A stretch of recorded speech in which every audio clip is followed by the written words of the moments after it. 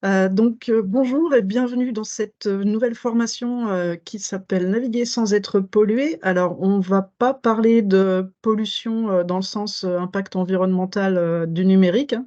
On va plutôt parler de pollution visuelle. Parce qu'en naviguant sur Internet, on voit souvent plein de publicités plus ou moins intrusives. On a des bandeaux de cookies qui nous agacent à chaque fois qu'on va sur un site. Donc là, l'idée, ça va être plutôt de voir ce qu'on peut faire face à ça pour avoir une navigation Internet un peu plus sereine et agréable. On va commencer par s'attaquer aux publicités. Parce que les publicités, ben, selon les sites, on en a à différents endroits. On en a des discrètes et des plus invasives, ce qui peut être assez agaçant. Donc l'idée, ça va être de virer tous ces petits bandeaux publicitaires, de faire en sorte qu'on ne les voit plus du tout. Et alors pour ça, il y a deux options. Il y a l'option, la première, qui est bah, tout simplement de changer de navigateur et de passer par un navigateur qui intègre le blocage de publicité directement par défaut. Donc, je vous en ai mis quelques-uns, notamment Brave et Opera, que vous connaissez peut-être déjà de nom, hein. Ce sont des navigateurs qui sont disponibles à la fois pour ordinateur et pour mobile, hein, smartphone et tablette. Donc, si vous êtes un petit peu curieux, n'hésitez pas à installer un de ces navigateurs et puis à tester par vous-même, hein. Vous verrez que les publicités sont bloquées de base.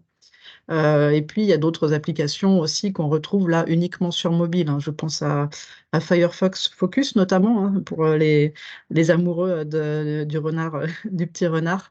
C'est l'occasion de rester dans le même environnement de Firefox. Et puis, on en a d'autres aussi, hein, qui s'appellent Adblock, Adblocker ou Adblock Browser. Il y en a d'autres, hein. La liste est pas exhaustive, mais on va dire que c'est les principaux et les plus connus et peut-être les plus efficaces. Mais moi, en tout cas, je peux vous recommander voilà, Brave, déjà que moi j'utilise sur mon mobile, par exemple, ça fonctionne très bien. Donc ça, c'est la première option. Après, vous avez peut-être pas les droits sur votre poste informatique pour installer un nouveau navigateur, ou peut-être que vous préférez conserver votre navigateur actuel parce que vous l'aimez bien, vous avez vos favoris dessus, tout ça, vous êtes habitué à son environnement et vous voulez conserver votre navigateur. Là, du coup, bah, je vous propose plutôt l'option 2, qui va être d'installer une extension à votre navigateur. On va installer, je vais vous montrer comment on fait, c'est très simple. On va installer un bloqueur de publicité. En gros, une extension de navigateur, ça va rajouter un super pouvoir à votre navigateur. On peut installer plein d'extensions, hein. À l'usage, finalement, on découvre qu'il y en a plein qui sont très pratiques. Et celle que je vous propose d'installer aujourd'hui, je vais vous faire la démo et vous pouvez le faire en même temps aussi de votre côté, hein. Il n'y a aucun souci, aucune incidence quelconque. Enfin, vous verrez que ça va bien se passer. Donc, le bloqueur de pub que je vous propose d'installer aujourd'hui, ça s'appelle uBlock Origin. Ça a été créé en 2014, donc il fêtera ses 10 ans l'année prochaine par un certain Raymond Hill, qui est bah, développeur. Bah, l'intérêt de cette extension, c'est qu'elle est compatible avec les navigateurs les plus connus et les plus utilisés, hein, Chrome, Firefox, Edge, Opera, etc., etc.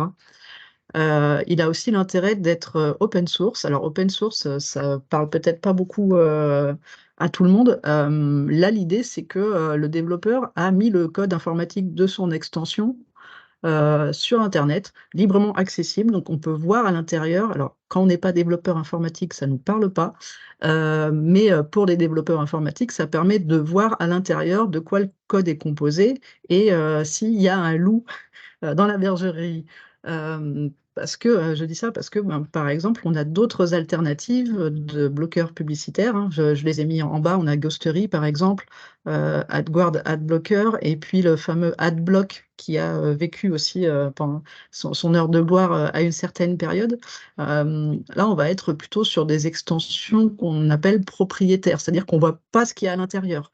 Et on peut se retrouver avec des problématiques où finalement, sous couvert de bloquer les publicités, le fournisseur de l'extension va aussi en profiter pour vous pister, suivre votre navigation Internet, récolter des données et en avoir un usage financier ou non, mais vont plutôt exploiter vos données. Donc, c'est un petit peu, c'est pas terrible, quoi. Au moins, le fait d'avoir uBlock Origin, c'est open source. On peut voir à l'intérieur du code qu'il n'y a pas il y a pas d'entourloupe.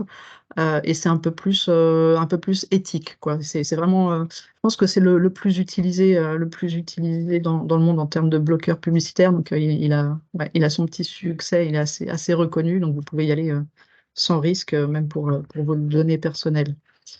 Alors, comment ça se passe pour installer uBlock Origin? Alors, vous pouvez ouvrir votre navigateur Internet, hop, et chercher tout simplement uBlock Origin.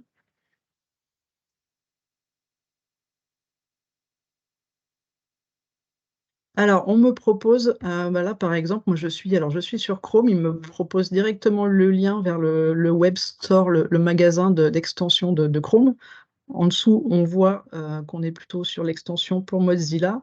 Moi, je vais aller plutôt sur le site officiel directement, hein. Vous pouvez passer directement par le raccourci, mais moi, je vais me rendre sur le site officiel. Donc, on a ublockorigin.com/fr. C'est en français, en plus, la page, c'est assez, assez chouette. Et là, on a une page de présentation de l'application. Alors, on voit un petit peu à quoi ça ressemble. On a aussi quelques infos sur l'historique de l'extension, hein, si ça vous intéresse. On voit aussi qu'il est disponible sur différents navigateurs. On a accès au code source et puis au wiki, des petits compléments d'information. Mais là, l'idée, c'est plutôt de rester en haut. Et on voit que alors moi, c'est Chrome. Si vous utilisez Firefox, ça sera sûrement le symbole, le logo de Firefox qui apparaîtra. Mais en fait, il détecte automatiquement votre navigateur et vous propose un lien directement vers la bonne version de l'extension à télécharger pour votre navigateur. Donc, je clique sur télécharger. J'arrive sur le Web Store, donc le magasin d'extension de mon navigateur. Et on voit qu'on est à plus de 10 millions d'utilisateurs, donc il est quand même assez réputé. Et là, tout simplement, j'ai un bouton ajouter à Chrome. Alors, selon votre navigateur, ça peut être formulé pareil, ou vous avez forcément un bouton comme ça qui ressort pour pouvoir ajouter l'application, ajouter ou installer. Je n'ai pas vérifié sur tous les navigateurs. On a un petit pop-up qui s'ouvre qui vous demande de confirmer l'ajout de l'extension. Je clique dessus. Et j'attends quelques secondes, le temps qu'il s'installe. Voilà, l'extension a bien été ajoutée à Chrome. Donc pour installer une extension, c'est vraiment très très très simple. Et sur tous les navigateurs, en général, l'extension, on peut se dire mais où est-ce qu'elle est? Vous repérez là, une petite pièce de puzzle, et quand vous appuyez dessus, vous avez la liste des extensions que vous avez d'installer sur votre navigateur. Donc là, je vois mon uBlock Origin. Et je vais pouvoir l'épingler. Alors sur Firefox, je crois que c'est les trois petits points et on a une mention pour justement l'épingler à la barre des tâches en haut. Donc là, on voit que le petit picto, il s'est rajouté en haut là. Voilà. Donc comme ça, je l'ai sous la main plus facilement. Touc. Et quand on clique sur ce petit picto, hop, on voit qu'on a un gros bouton ici. Il est bleu parce que l'extension, elle est active. Si je veux désactiver mon extension, je vais cliquer dessus. Là, elle est blanche, ça veut dire qu'elle est pas active. Alors, en fait, c'est ce que j'aurais dû faire avant. On va aller voir sur un site où on a plein de pubs et on va voir la différence tout de suite. Alors, ça, on en parlera après, les cookies. Je vais prendre... Alors là, elle est active. Normalement, j'aurais dû le faire avant, mais c'était juste pour vous montrer le petit effet avant-après. Donc, il y a un temps de chargement parce que aussi l'intérêt d'un bloqueur de pub, c'est que ça va accélérer la vitesse d'affichage d'une page web, donc c'est assez intéressant. Alors là, ça met du temps à charger, mais voilà, déjà, on commence à voir que ici, on a un bandeau publicitaire. Si on descend dans l'article, même il y a beaucoup de pubs. Hop, on a un autre bandeau publicitaire ici, on en a un autre ici, et encore, ça n'a pas tout fini de charger. Hop, je ferme ça. Et normalement, vous avez plein de publicités en bas. Bon, la navigation est la connexion est un peu laborieuse, mais vous voyez l'idée là. On a un grand bandeau sur le côté de publicité. Ça met même beaucoup de temps à charger parce que là, j'ai pris un site où il y a beaucoup de publicité. Enfin, vous voyez un peu l'esprit. Et, et si j'active uBlock, alors uBlock, une fois que vous l'avez installé, il est actif tout le temps par défaut, hein. Là, je m'amuse à le désactiver et à le réactiver, mais juste pour vous montrer le avant-après. Donc, si j'active uBlock, hop, on voit qu'il bloque plein de choses. On voit qu'on n'a plus le bandeau de pub en haut. On n'a plus le bandeau de pub sur le côté, ni les bandeaux de pub intermédiaires. On n'a plus rien du tout. Donc ça, voilà, ça va le faire sur les sites web que vous utilisez. Ça le fait aussi sur Facebook, sur YouTube. Voilà, ça passe un petit peu partout de la même manière. Et voilà, donc c'est une extension qui est assez efficace. Donc ça, déjà, c'est la première étape. Première étape, c'est de virer ces publicités. Deuxième étape, hop, les fameux cookies, les fameux bandeaux de cookies. Alors, j'en profite pour vous mettre une petite vidéo.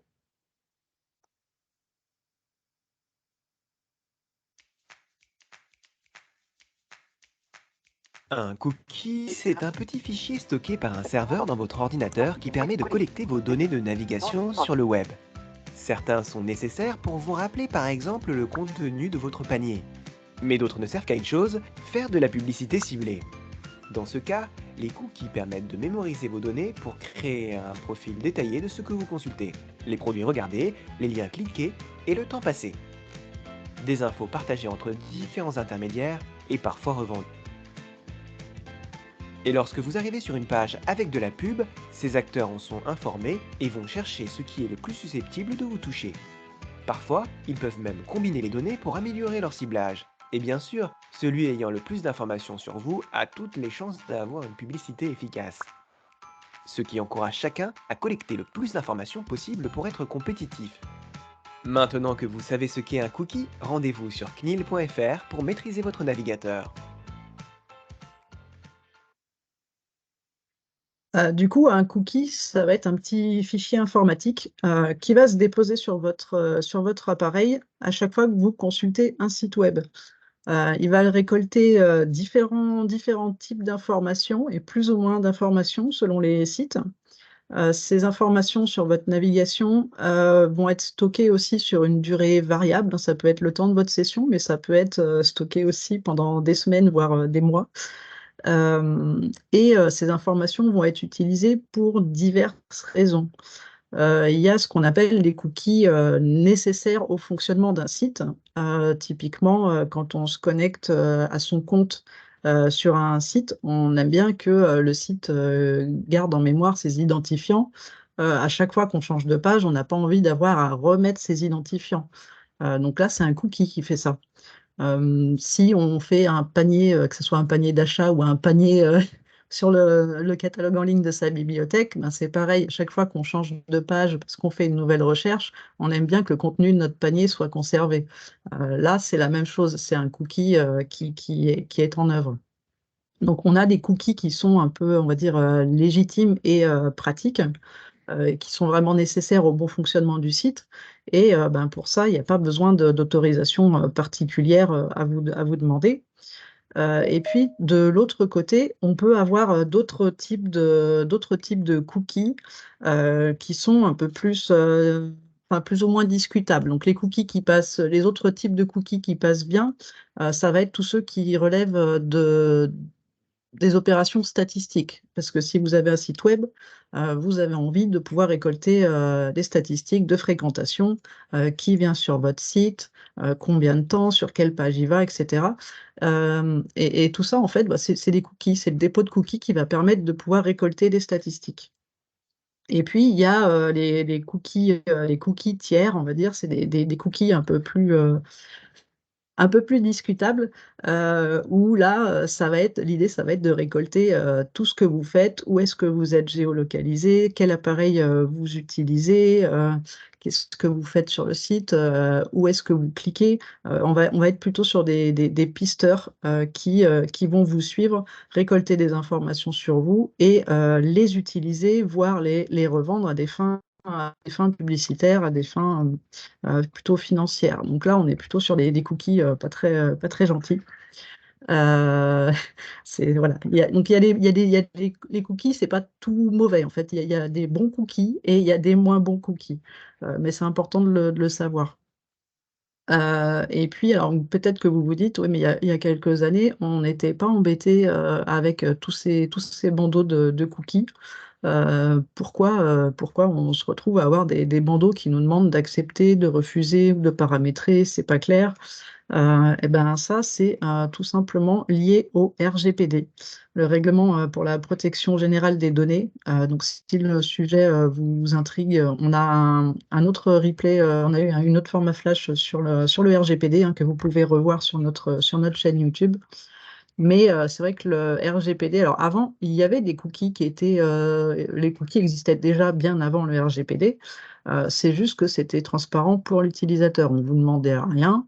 On déposait des cookies, on récoltait des informations diverses et variées et on ne vous demandait rien. Et avec le RGPD, du coup, ça a introduit une nouvelle obligation légale, le consentement éclairé où là, ben, les sites sont dans l'obligation, hormis pour les cookies qui sont vraiment strictement nécessaires au bon fonctionnement du site, les sites sont obligés de vous informer sur ce qu'ils déposent comme cookies, quelle information ils récoltent et ce qu'ils en font. Et ils sont obligés aussi de vous demander si vous êtes d'accord ou pas d'accord, ou qu'est-ce que vous souhaitez accepter ou refuser comme cookie. Donc, je vous mets une deuxième petite vidéo de la CNIL, si ça veut bien se lancer. Ça arrive.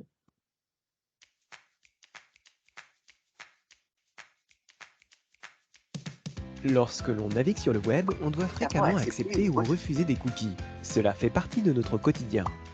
En faisant évoluer ces recommandations, la CNIL a un objectif, vous donner plus de contrôle sur l'utilisation de vos données.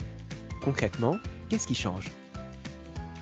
Avant d'accepter ou de refuser les cookies, le site doit vous donner de manière claire et simple un certain nombre d'informations, comme par exemple ce à quoi ils vont servir. Publicité personnalisée, géolocalisée ou encore partage d'informations avec les réseaux sociaux, mais aussi qui collecte vos données. Pour que votre consentement soit valable, il doit être éclairé. Refuser doit désormais être aussi facile que d'accepter. Vous ne devez pas être influencé dans votre choix parce que le paramétrage d'un refus vous prendrait plus de temps que de cliquer sur tout accepter. Aucun cookie non essentiel au fonctionnement du site ne pourra être déposé sur votre ordinateur, téléphone ou tablette si vous ne l'avez pas accepté explicitement par une action. Pour en savoir plus, rendez-vous sur CNIL.fr.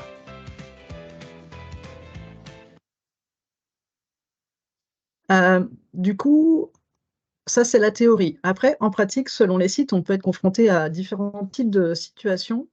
Je vous ai mis un petit florilège de ce qu'on peut retrouver. Vous avez des sites qui jouent plus ou moins bien le jeu, où vous pouvez, par exemple, je reprends le premier marmiton que j'avais tout à l'heure pour mes pubs. On a le j'accepte tout, je n'accepte rien et paramétré où je vais pouvoir choisir ce que j'accepte ou ce que je refuse. Donc là, on est a priori, enfin voilà, conforme à ce que recommande la CNIL, hein, qu'on puisse accepter ou refuser de la même manière, en toute simplicité. On a d'autres sites qui vont être un peu plus bancals. Je reprends la Nouvelle République, hein, qui me servira de cobaye pour l'extension suivante liée aux cookies, où là, vous avez le gros bouton accepter et fermer. Et si vous voulez refuser les cookies, on a une petite ligne qui est un petit peu planquée au milieu du pavé de texte. Donc là, c'est pas terrible. Et ben, pour paramétrer ce qu'on veut accepter ou refuser, on ne sait pas trop où cliquer. Et on peut avoir un troisième cas de figure. Bah, typiquement, j'ai pris Allociné, mais il y en a d'autres, où là, vous pouvez accepter ou, euh, si vous voulez refuser, il faut payer, tout simplement. C'est tout à fait légal, hein, ils en ont le droit. Mais voilà, ça peut être aussi un peu discutable. Du coup, là, l'idéal, en fait, c'est de pouvoir rajouter, comme on a fait pour le bloqueur de pub, d'ajouter une extension à notre navigateur qui va faire en sorte qu'on ne voit plus ces bandeaux, ces pop-up nous demandant d'accepter, refuser ou paramétrer les cookies. Ça sera complètement transparent, on ne verra pas ça. Et l'extension va faire en sorte de refuser automatiquement le maximum de cookies, hormis ceux qui sont nécessaires, hein, comme je disais tout à l'heure, qu'on ne peut pas supprimer. Mais il va refuser le maximum de choses. Donc évidemment, ça fait gagner du temps et puis ça allège aussi un petit peu visuellement la navigation sur Internet. C'est assez chouette. Donc le refuseur automatique de cookies que je vous propose, il s'appelle I don't care about cookies. En français, je m'en fiche des cookies. Pareil, ça a été créé par un développeur informatique. Alors pour le coup, lui, il est croate, Daniel Kladnik. Et c'est aussi une extension qui est compatible avec plusieurs navigateurs. Donc ça, c'est aussi chouette. Je vous invite, alors du coup, je vais pas faire la même boulette que tout à l'heure. Je vais aller sur un site. Par exemple, on va reprendre la Nouvelle République. Donc là, par exemple, ben, je me retrouve à avoir mon bandeau qui me demande d'accepter ou de continuer sans accepter les cookies. Donc, ce que je vais faire, ben, je vais aller chercher mon extension. Pareil, vous pouvez le faire en même temps. I don't care about cookies.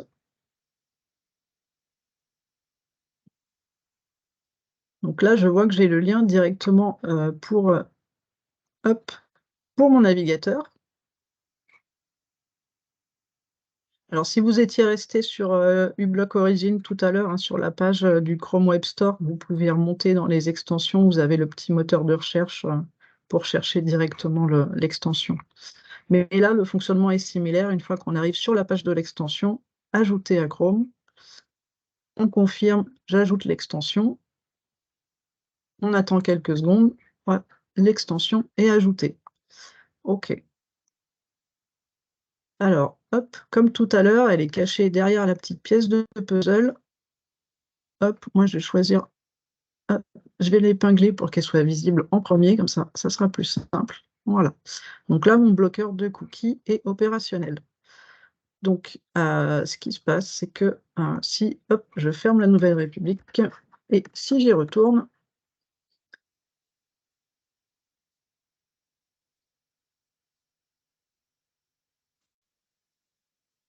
alors là, vous avez vu la page de cookies quand même une fraction de seconde. Selon les sites, on peut la voir comme ça, une fraction de seconde, ou alors on peut ne pas la voir du tout. Ça dépend vraiment des sites. Mais en tout cas, elle fait le job. Donc pareil, hein, comme uBlock, hein, vous pouvez cliquer sur l'extension si jamais si sur un site vous avez un problème et que vous voulez bah, désactiver l'extension, vous pouvez la désactiver très simplement. Et là, je vais la réactiver. Et au passage, on voit que uBlock bloque toujours des petites choses dessus. Hop. Voilà, donc c'est assez simple finalement d'installer des extensions. Moi, j'en ai d'autres parce que j'aime bien, il y a des choses qui sont assez pratiques. Gestionnaire de mots de passe, par exemple, qui pourrait être l'occasion d'un prochain format Flash en 2024. Voilà, il y a pas mal de petites fonctionnalités supplémentaires. Mais là, du coup, ben, on a en deux extensions, on a facilement ajouté un bloqueur de pub et un bloqueur de cookies, un refuseur automatique de cookies plutôt. Donc ça, c'est assez pratique. Et petite cerise aussi sur le gâteau, pour terminer, peut-être que vous ne connaissez pas aussi cette fonctionnalité. Là, on est au-delà des pubs et des cookies, tout ce qui peut être invasif, intrusif. On est sur une fonctionnalité qui va, on va dire, épurer la lecture. Il peut arriver que sur certains sites, qu'on ait des longs articles qui n'est pas forcément de pub, mais qui est des menus sur les côtés avec des liens vers d'autres articles, enfin des choses qui peuvent un peu polluer notre environnement visuel. Et on a ce qu'on appelle un mode lecture ou un lecteur immersif, ça dépend, qui va permettre de vous concentrer uniquement sur votre article en masquant toutes les fioritures autour. Alors sur Firefox et sur Edge, c'est intégré par défaut. Et on voit qu'on a la petite touche raccourci F9 aussi qui peut être assez pratique. Alors sur Firefox, dans la barre d'URL, on a un picto qui ressemble à une page de carnet. Sur Edge, on a plutôt un espèce de livre avec un haut-parleur. Je vais vous montrer ce que ça donne sur Edge. Hop. Alors j'avais déjà ouvert un article avant pour gagner du temps. Donc dans ma barre d'adresse, je clique sur le picto du lecteur immersif. Et là, ce qu'on voit, c'est que ça a enlevé tout ce qu'il y avait autour. Et on a uniquement notre article, sans toutes les fioritures autour. Et ce qui est pas mal aussi dans ces modes de lecture immersif, c'est qu'on va pouvoir aussi réguler un petit peu le texte. On va pouvoir l'agrandir, le rétrécir, changer la police, éventuellement choisir le thème, la couleur de fond de la page. On va pouvoir aussi adapter notre lecture. Et on a un mode aussi de lecture à haute voix. La Bibliothèque nationale du Luxembourg propose un nouveau service. Donc voilà, ça c'est des fonctionnalités qui sont assez chouettes, hein. C'est la même chose sur Firefox. Les boutons sont un petit peu différents, mais on retrouve la même chose. Et puis d'autres petites fonctionnalités de lecture, mais voilà, on a une navigation comme ça, enfin une lecture un peu plus facilitée, on va dire, qui peut être assez chouette à explorer. Alors vous pourrez, ceux qui utilisent Chrome, hein, vous pourrez voir comment l'activer, parce que c'est pas activé par défaut, malheureusement. Il faut taper Chrome /flags et puis il y a une petite fonctionnalité à activer pour retrouver ensuite le mode lecture, hein. C'est un petit peu galère, mais ça se fait. C'est dommage que ça soit pas nativement intégré comme les autres navigateurs. C'est un peu étrange, mais bon, ça se fait aussi. En tout cas, vous pourrez retrouver ça dans la description de la vidéo quand ça sera mis en ligne. Et vous pourrez aussi utiliser ce mode lecture avec Chrome. Et pour terminer, si vous utilisez Chrome et, par exemple, et que vous n'avez pas envie de vous embêter avec ce petit réglage, on a aussi, je terminerai là-dessus, la Digitale qui propose deux outils dédiés à, on va dire, une lecture épurée du contenu. On a par exemple Digiread, où vous allez pouvoir coller le lien d'un article en particulier, et il va faire le même job en fait, hein. Et puis on a également DigiView qui est plutôt là fait pour visionner des vidéos YouTube sans distraction. Donc ça peut être utile notamment dans le cadre d'une formation que vous donnez ou une réunion ou tout autre usage. Sachant que les bloqueurs de pub font déjà le job, mais vous pouvez avoir besoin aussi, ça peut être pratique d'avoir cet outil aussi en boîte à outils. Pareil, vous collez le lien et puis vous aurez accès au contenu sans publicité. Et le Digmeread, voilà, pour purifier le contenu aussi, ça peut être assez chouette. Voilà, petit outil complémentaire, mais c'est vrai que les fonctions intégrées dans le navigateur là, fonctionnent très bien. Voilà, donc j'espère que ça va mieux avec ces nouveaux super pouvoirs à votre navigateur, mais a priori, voilà, moi, c'est des outils que j'utilise depuis de nombreuses années et j'ai vraiment une navigation quand même beaucoup plus agréable. Donc, ça me paraissait important de vous partager ces outils.